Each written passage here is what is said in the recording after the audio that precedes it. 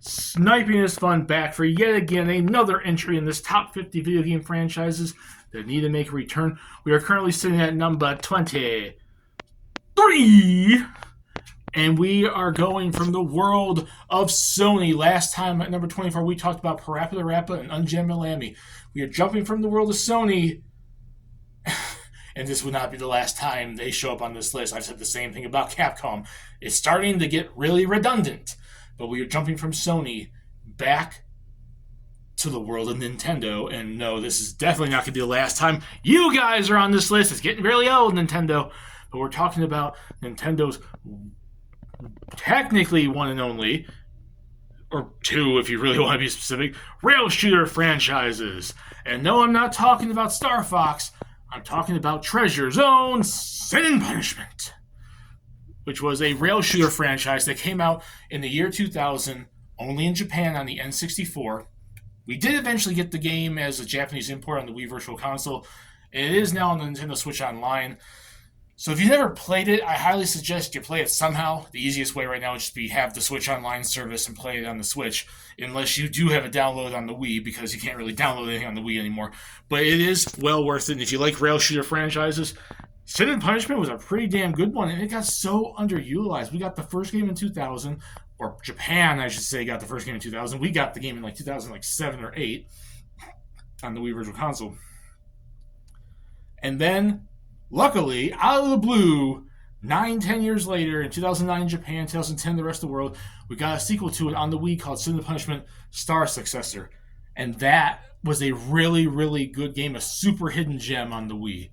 Like, if you're looking for hidden gem games to play on the Nintendo Wii, I highly suggest playing that game. It's one game I would like to see from the Wii get like our HD remaster on the Switch or something, because it was pretty damn good and it was so underrated. I don't really hear a whole lot of people talking about that.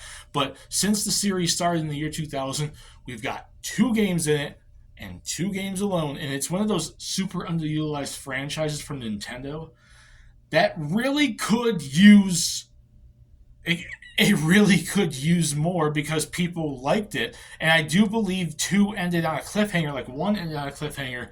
And how long do we have to wait to see Issa and Saki and all these other characters, Kachi and all that, a continuation of their story? Nintendo, get Treasure on that, please. But like, that's all we've got in that franchise. It's now 23 years later since the series started, and it's got 2 games. And when the first game came out, like I said earlier, it only was released in Japan. We're lucky to get it now.